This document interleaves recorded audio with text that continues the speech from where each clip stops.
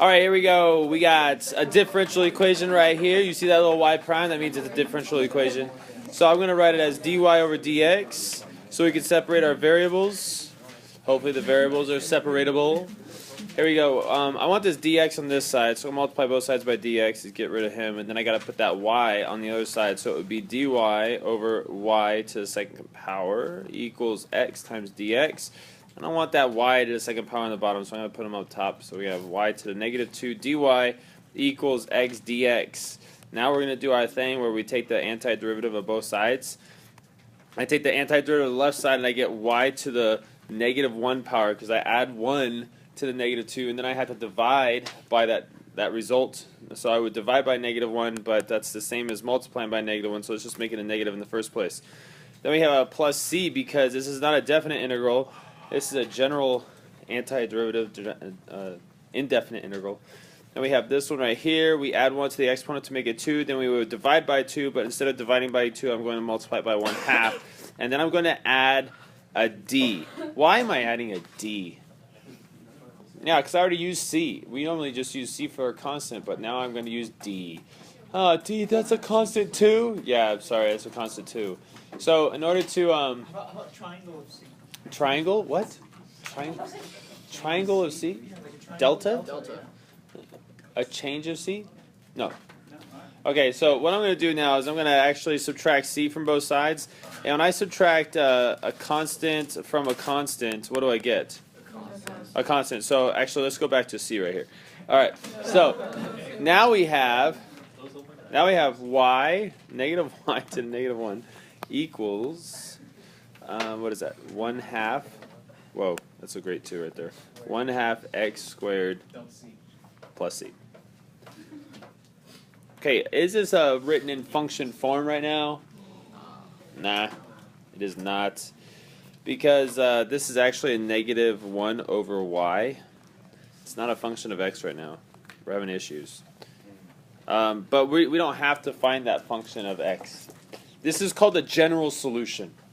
We just found the general solution. How come it's a general solution? Because we don't have the constant.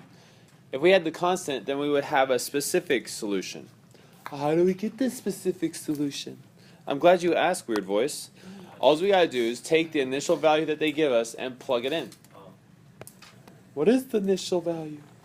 Well, that right there is going to be your x, and that is going to be your y. So we have 1, 2. We have a point. A 1, 2. So we go negative 1 over, and the y value is 2, equals 1/2, and I'm plugging x in right here. Into that x, that'll be 1 raised to the second power, and I'm going to add the c. Now, 1 squared is just 1, so I'm just going to cross that out, because that times 1/2 is still 1/2. If I subtract 1/2 from both sides, this would go way over here, and c would be all alone. Everybody say, aww. And then I'm going to subtract 1/2 right here from the negative 1/2. If I go negative 1/2 minus negative 1/2, I'm sorry. If I go negative 1/2 minus 1/2, what do I get? Negative 1. Negative uno. So what's my answer? I'll tell you your answer, rude sounding voice. What's his name? I don't know.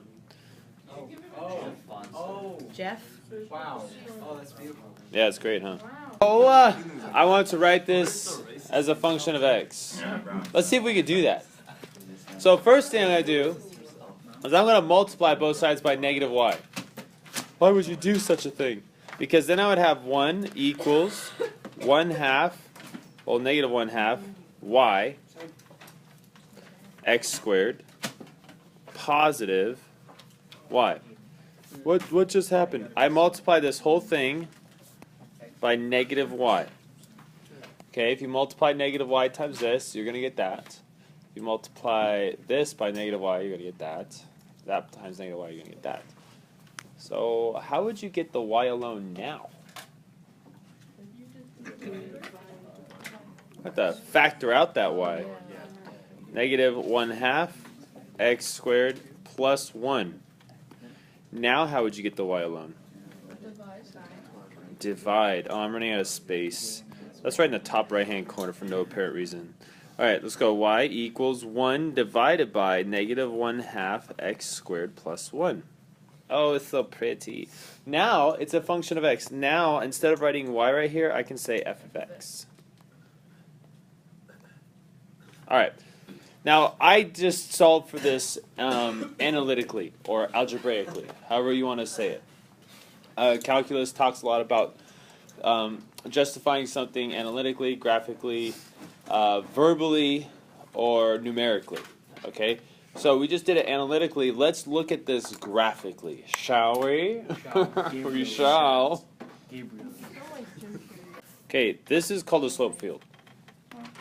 A slope field is created using the differential equation. So we have our x, y squared, and this is the slope field. You see this point right here? I can move it around. Wherever I put this point, it'll tell me what this, it'll like mimic the slope wherever the point is, which is kind of neat. All right, this was our solution, right? That was our unique solution, our specific solution, our initial value solution. Hey, doing that's not going to help you. And if I show it to you, you should notice something about this solution in relationship to all those little lines drawn. Talk to your neighbors about it. Go. I should have heard you say something about those little lines and their slopes. And how their slopes relate to the lines that they are going over. Look, you can't see this green line. Why? Because it's going over it. Now, which number in this function was the constant? Is it the 1? Can you guys look back at our work and tell me? Is that 1 right there, the constant? Yeah, that's because that was the negative 1. Negative 1 turned into a positive 1, right? So I'm going to take that constant out and show you guys what happens when we do that. If I take this constant out, I'm going to make it just a c. I'm going to put a c right here, and the calculator is going to say, do you want to add a slider? And I'm going to say yes. And then I'm going to change the constant. So right now the constant is changing. Do you guys see what's happening to the graph?